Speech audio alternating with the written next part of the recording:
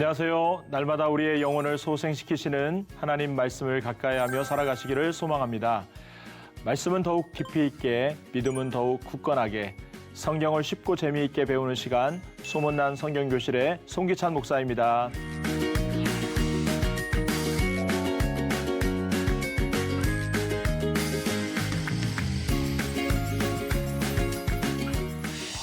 지난 시간에 나눈 내용 기억하시나요? 감사 식탁 캘린더라는 말씀이었습니다. 감사는 식탁에서 자라나 이웃으로 흘러갈 때 완성되는 것처럼 우리의 신앙도 시간이 갈수록 감사로 물들어가게 되기를 소망합니다. 오늘 나눌 말씀은 어느 식탁에 앉을 것인가 라는 말씀입니다. 잠언 9장에 나오는 지혜의 식탁과 미련한 식탁을 통해서 우리는 하나님을 경외하는 지혜의 식탁에서 생명을 얻는 삶을 살아가시기를 소망합니다.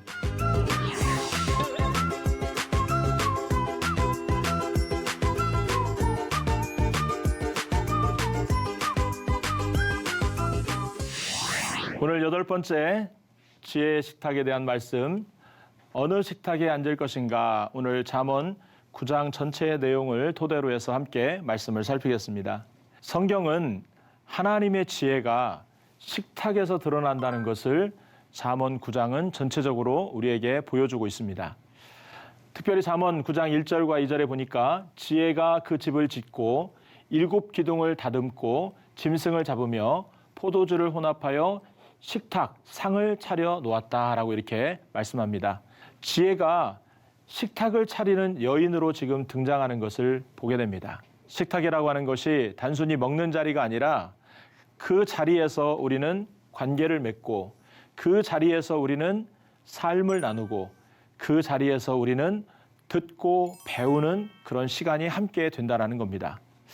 오늘날 우리가 지혜에 대한 말을 많이 하고 인공지능 시대에 지혜에 대한 중요성을 많이 얘기하지만 실제로 우리의 지혜의 부족이 지식에 대한 부족이나 정보에 대한 부족이 아니라 실제로는 오늘날 식탁을 잃어버린 데 비롯한 원인이다라고 하는 것을 잠언 9장은 우리들에게 이야기를 하고 있다는 거예요. 잠언 9장의 위치와 한번 내용들을 살펴보면 잠언 9장은 우리를 하나님의 지혜로 이끄는 교육서와 같은 역할을 합니다.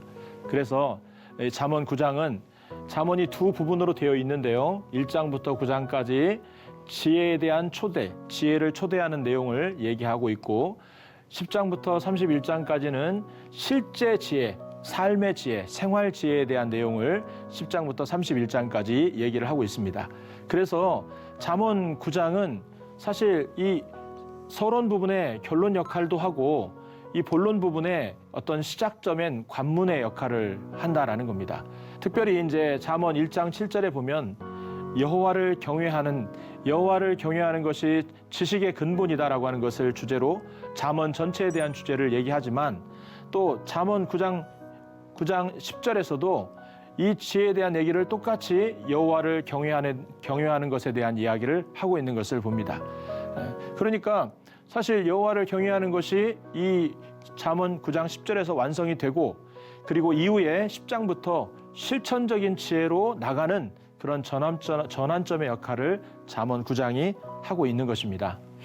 잠언 9장의 내용은 크게 세 가지로 내용이 이루어져 있습니다.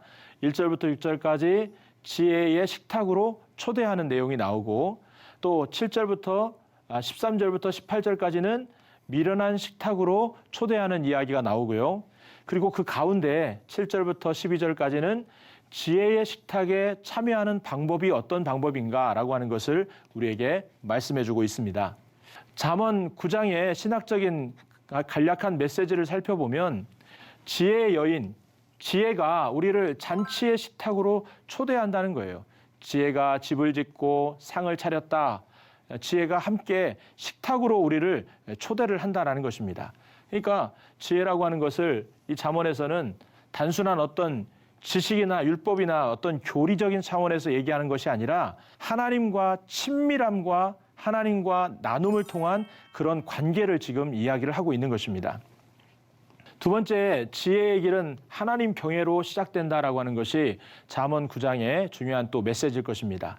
여호와를 경외하는 것이 지혜의 근본이다라고 하는 것을 9장 10절에서 얘기합니다.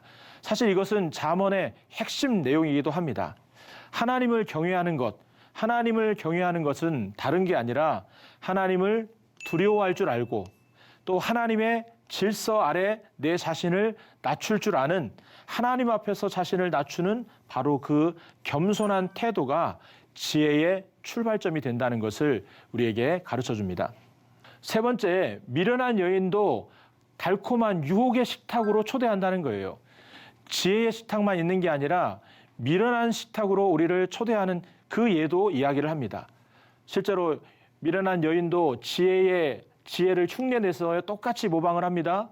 그래서 초대를 합니다. 달콤한 물과 몰래 먹는 떡을 제안하면서 이 식탁에서 같이 먹자라고 얘기합니다. 그런데 이 식탁은 진짜 지혜의 식탁이 아니라 가짜 식탁이라는 거예요. 죽음을 감추는 유혹의 식탁이라는 것을 이야기를 합니다. 대표적으로 우리가 예를 든다면 세속적인 성공이라든지 이 즉각적인 만족이라든지 죄의 은밀함이 주는 어떤 달콤함이 있습니다. 이것이 바로 이 미련한 여인이 초대하는 식탁의 모습이라는 겁니다.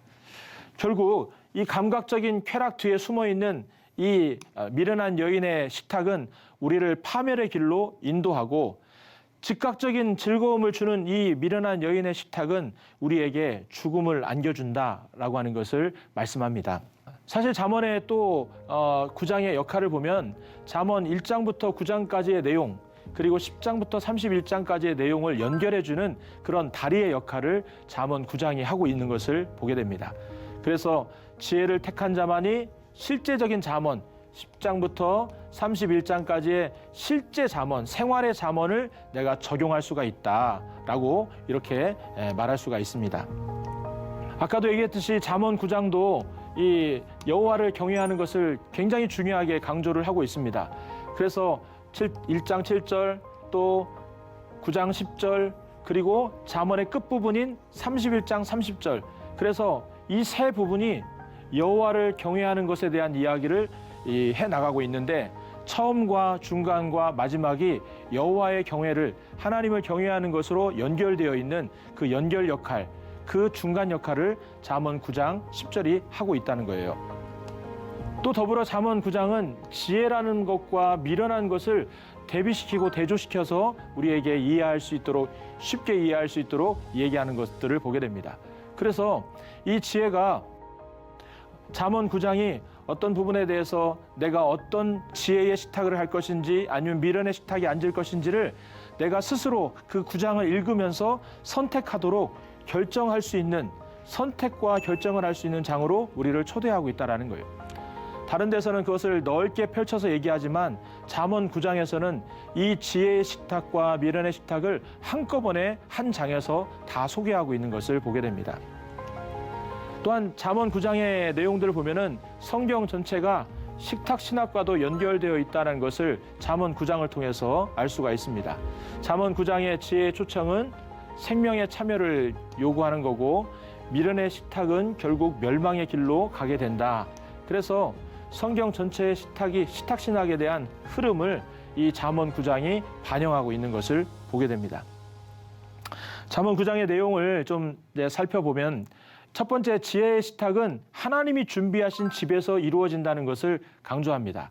하나님이 준비하신 집에서 하나님의 초청으로 이루어지는 거예요. 지혜의 집은 하나님의 질서 위에 세워진 안전한 집을 말하고, 지혜의 식탁도 하나님의 질서가 머무는 집에서 시작이 된다.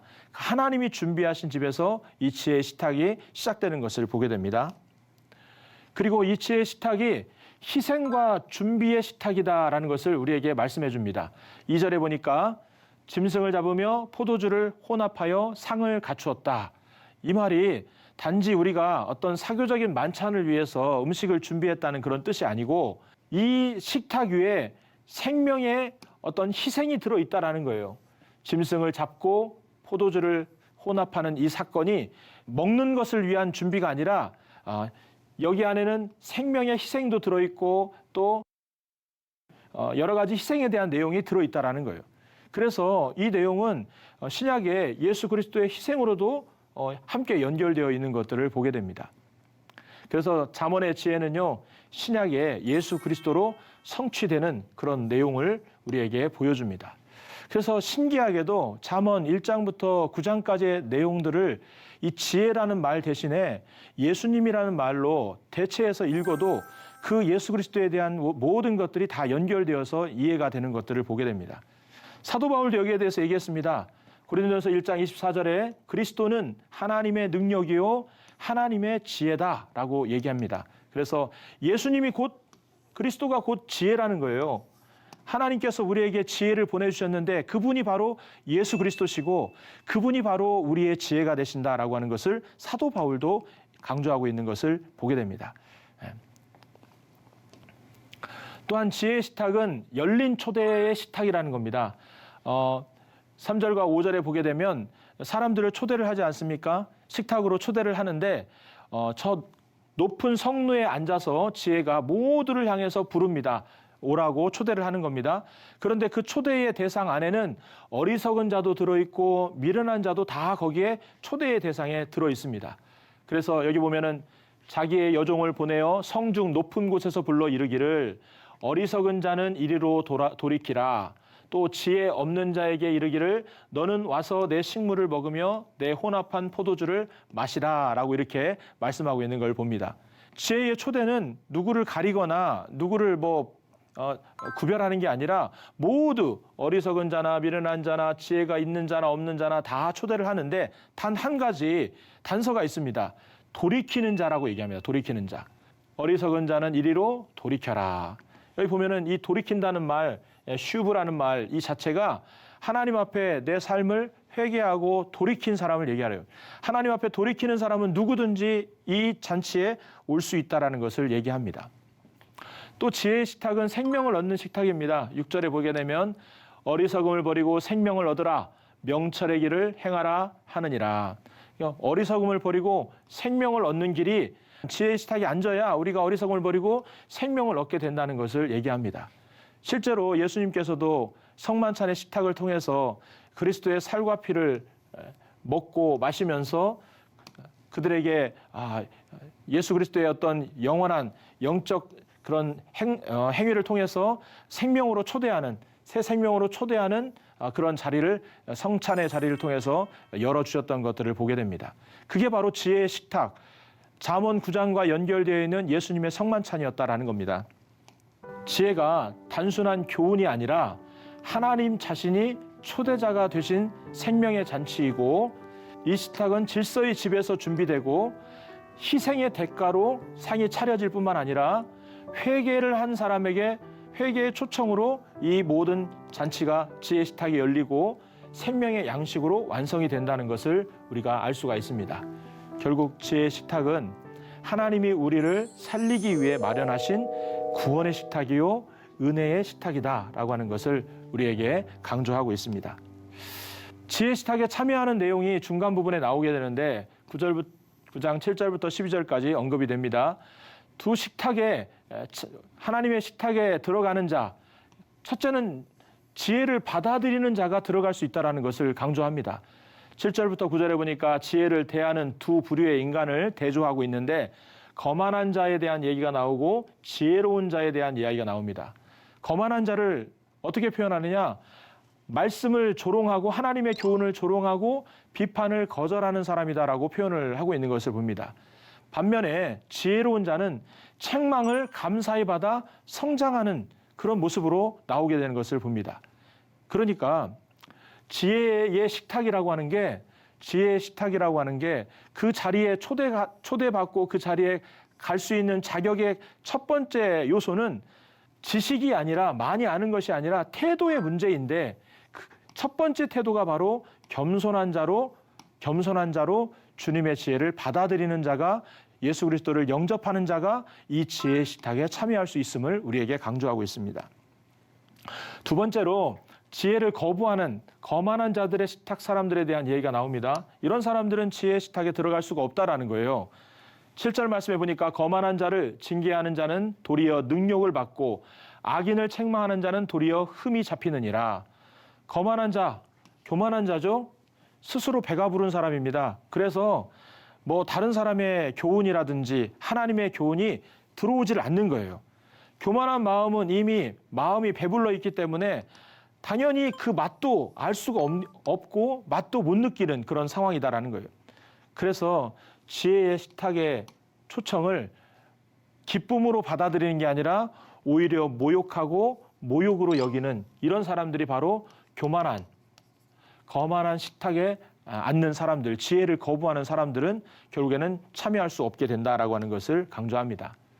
또 더불어 지혜를 배우고자 하는 사람이 지혜의 식탁에 들어올 수 있다는 것을 강조합니다. 말씀의 8절 후반부와 9절 보니까 지혜 있는 자를 책망하라 그가 너를 사랑하리라. 지혜 있는 자에게 교훈을 더하라 그가 더욱 지혜로워질 것이요 의로운 사람을 가르치라 그의 학식이 더하리라. 진정한 지혜는 책망을 통해서도 성장의 재료로 삼는 사람들이고 모욕으로 여기는 게 아니라 오히려 그것을 배움의 양식으로 여기는 사람이 바로 지혜를 수용하고 지혜의 식탁에 들어오는 사람들의 특징이다라는 겁니다. 그래서 지혜의 식탁은요, 지속적으로 하나님의 교훈을 배우고자 하는 겸손함, 배움에 대한 열정이 있는 사람이 바로 지혜의 식탁에 초대받을 수 있다는 것을 강조합니다. 이 지혜의 식탁에 참여할 수 있는 자격 전부 다가 동일하게 여호와의 경외, 반복되는 얘기죠. 하나님 경외입니다. 그래서 여호와를 경외하는 것이 지혜의 근본이요 거룩하신 자를 아는 것이 명철이다. 지혜의 식탁의 중심이 뭐냐? 하나님을 경외하는 것. 경외라고 하는 것은 내 존재의 중심을 하나님께 두는 태도를 얘기하는 겁니다. 태도. 그래서 지혜의 식탁은 하나님을 경외하는 관계 속에서만 지혜의 식탁으로 초대도 되고 그 지혜의 식탁의 문이 열리게 되는 것입니다. 다섯 번째, 이 지혜의 식탁에 앉으면 어떤 결과가 오느냐? 생명과 보상의 길이 열린다는 거예요. 그래서 잠언 9장 11절에 보니까 나 지혜로 말미암아 내 날이 많아질 것이요 내 생명의 해가 내게 더하리라. 그러니까 지혜의 식탁에서 계속 우리 주님과 교제하고 주님과 친밀함을 나누고 주님과 삶을 나눌 때에 우리의 삶은 그냥 단순하게 오래 산다가 아니라 하나님의 질서 속에서 충만한 삶, 생명력 있는 일상을 살아갈 수 있다는 것을 강조합니다. 반면에 미련한 자의 식탁에 앉는 사람은 내가 만일 거만하면 너 홀로 해를 당하리라. 교만한 사람 옆에는 사람이 붙지 않지 않습니까? 마찬가지로 미련한 식탁의 열매를 먹고 교만함으로 살아가는 사람은 결국 그 인생도 고립이 되고 그의 영혼도 고립이 되어서 결국 멸망하게 된다라고 하는 것을 우리에게 가르쳐주고 있습니다. 지혜 식탁에 참여하는 자의 태도를 종합적으로 정리를 해보면 세 가지죠. 하나님의 말씀과 하나님의 교훈을 배우려고 하는 태도, 그리고 자기를 하나님의 말씀 앞에 낮추는 겸손의 태도, 그리고 무엇보다도 하나님을 경외하는 태도. 이것이 바로 하나님의 지혜의 초청장을 받을 수 있는 사람들이고 우리가 하나님의 지혜에 초대될 수 있는 태도라는 겁니다. 그래서 지혜의 식탁은 우리의 태도로 결정이 된다는 것을 잠언 9장은 우리에게 말씀하고 있습니다. 미련의 식탁이 이제 9장 13절부터 18절까지 나옵니다. 미련의 식탁도 지혜의 식탁과 비슷한 모방을 하지만 근본적인 차이가 있다는 것을 우리에게 보여줍니다. 첫째는 미련한 식탁은 시끄러운 식탁이라는 것을 강조합니다. 13절에 보니까 미련한 여인이 떠들며 어리석어서 아무것도 알지 못하고 라고 말합니다. 미련한 식탁은 소음과 허세의 그런 시끄러운 자리다라고 하는 것을 이야기합니다. 히브리어로 이제 미련하다라고 하는 이 단어는 하나님의 질서를 무시하는 교만한 자아의 소리를 얘기하는 겁니다. 그러니까 내 속에서부터 겉으로 표현되지 않더라도 내 속에서부터 하나님의 질서와 하나님의 존재를 무시하고 하나님을 마음에서 밀어내는 그런 태도를 가지고 있는 그 상태가 미련한 상태라는 거예요. 그러면서 또 떠든다라는 말도 마찬가지입니다. 내면에 어떤 꽉 차 있음이 아니라 공허함을 감추려고 하는 과장된 소리라는 의미로 이 떠든다는 말이 히브리어의 뜻을 갖고 있습니다. 그래서 지혜의 식탁은 말씀과 평안의 자리를 만들어 가지만 미련의 식탁은 소란하고 과장하는 이런 허세의 자리를 만든다라는 겁니다. 또 미련한 식탁은 유혹의 식탁이라는 거예요. 여기 보면은 겉으로 보기에는 되게 지혜 식탁과 비슷해 보입니다. 자기 집 문에 앉으며 성읍 높은 곳에 있는 자리에 앉아서 자기 길을 바로 가는 행인들을 불러 이르되 어리석은 자는 이리로 돌이키라 또 지혜 없는 자에게 이르기를 뭐 하면서 쭉 나옵니다. 지혜의 식탁은 성중에 높은 곳에서 사람들을 다 초대합니다. 미련의 식탁도 비슷한 장소에서 이제 성 앞에서 초대를 하는 거예요. 그런데 지혜도 돌이켜라라는 말을 하지만 미련한 식탁을 초대하는 미련도 돌이키라라고 해서 얘기합니다. 이 악한 식탁의 악이 이렇게 진리를 향해서 흉내내는 상황이 계속해서 똑같이 반복되는 것을 봅니다. 근데 그 결과나 방향은 완전히 다르죠. 지혜는 생명을 주기 위해서 초대하는 것이고 미련은 결국엔 쾌락과 자기 만족을 위해서 유혹의 자리로 초대를 하는 것입니다. 또 미련의 식탁은 숨겨진 식탁이에요. 우리가 부끄러운 부분들은 숨기고 거짓된 부분들은 숨기고 싶은 마음이 있지 않습니까? 여기 잠언 9장 17절 말씀처럼 도둑질한 물이 달고 오래 먹는 떡이 맛이 있다 하는도다. 이 도둑질한 물, 결국 죄의 달콤함을 우리에게 이야기하는 것이고 몰래 먹는 떡, 뭐 맛있긴 하겠지만 쾌락의 어떤 은밀함을 우리에게 보여주는 겁니다. 그러니까 죄의 본질 자체가 은밀함이고 숨겨져 있다라는 그런 의미이기 때문에 이것들을 즐기다 보면 당장은 달콤하고 처음에는 달지만 결국 마지막에 그 영혼은 썩게 된다라고 하는 것을 우리에게 보여주고 있습니다. 미련의 식탁은요, 결국 마지막 최종적인 결과가 어떻게 되느냐? 수월로 내려간다는 거예요. 죽음의 식탁이 된다는 거예요. 그 자리가 죽음의 연회장이 된다는 것을 성경은 우리에게 가르쳐주고 있는 것을 봅니다. 잠언 9장의 식탁과 성만찬도 함께 연결되어 있는 것들을 보는데요. 보게 되면 잠언 9장에 나오는 이 지혜의 식탁은 하나님께서 창조 질서 속에 마련하신 생명의 잔치입니다.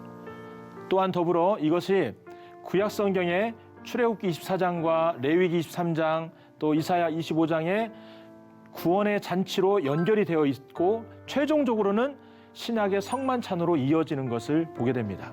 그래서 잠언 9장의 지혜 초청이요, 예수 그리스도의 초청으로 성취가 됩니다.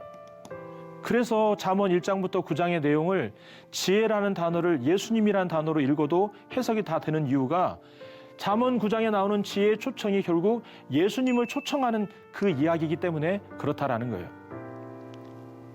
잠언 9장의 지혜의 식탁과 성만찬이 어떻게 동일한지 그 잠언 9장의 내용과 대비를 해보면 지혜가 상을 차리는 모습이 잠언 9장 1절에 나오죠. 예수님께서도 성찬을 베푸십니다. 포도주와 떡이라고 하는 희생적인 상을 식탁을 준비합니다. 예수님도 자신의 몸과 자신의 살과 피로 식탁을 준비하십니다. 희생의 자리를 준비하십니다. 생명으로 초대를 합니다. 또 예수님께서는 나를 통하여 영생의 길을 갈 수 있다라고 하는 것을 약속해 주십니다. 또 돌이킴을 요구합니다. 회개를 요구합니다. 돌이키는 자가 이 지혜의 식탁에 앉을 수 있다. 예수님도 마찬가지죠. 예수님께 돌아오는 자가 결국에는 그 영생의 약속을 얻을 수 있다는 것을 얘기합니다. 그래서 이 지혜의 식탁은 곧 성만찬에서 말씀하신 성만찬의 식탁이기도 하고 그 식탁 위에서 우리는 창조의 질서, 구원의 은혜, 또 영원한 생명의 잔치를 미리서 함께 맛보게 되고 있다는 거예요. 오늘 우리가 성만찬의 자리에 앉는다는 것은 잠언 9장에 나오는 지혜의 식탁에 앉는 것과 동일한 것입니다. 잠언 9장은 인간이 어떤 식탁에 앉을지를 결정짓는 어떤 분기점의 역할을 합니다. 지혜의 식탁은 하나님이 준비하신 생명의 잔치이고 성만찬의 예표이기도 합니다. 그래서 구원의 은혜를 상징하는데 반면 미련한 식탁은 쾌락과 탐욕으로 이끄는 죽음의 자리로 이끌어 간다라는 거예요. 결국 하나님을 경외하고 회개로 돌이키는 자만이 지혜의 식탁에 참여해서 참된 생명을 얻게 된다는 것을 잠언 9장은 우리들에게 가르쳐주고 있습니다. 우리가 매일매일 또 교회에서 성찬의 자리에 떡과 잔을 받는 일을 합니다. 그때마다 우리는 잠언 9장의 말씀에 하나님께서 나를 지혜의 자리로 초청하시는구나. 우리를 위해서 희생하셨던 그 살과 피의 자리로 우리를 초대하시는구나. 영생의 자리로, 생명의 자리로 우리를 초대하시는구나. 라고 하는 것을 생각하고 그 하나님의 초대에 우리가 응답할 때에 우리가 지혜의 식탁에 앉는 경험을 또한 하게 된다라고 하는 것을 우리가 기억할 수 있기를 바랍니다. 오늘 성경은 잠언 9장에서 우리에게 묻습니다. 당신은 지금 어떤 식탁에 앉을 계획이십니까? 어떤 식탁에 앉을 것입니까? 우리 모두의 선택이 미련한 식탁이 아니라 지혜의 식탁이 되어서 주님과 함께 교제 나누는 교제의 기쁨이 우리의 삶에 넘쳐나기를 주님의 이름으로 축복합니다. 오늘은 여기까지 하겠습니다.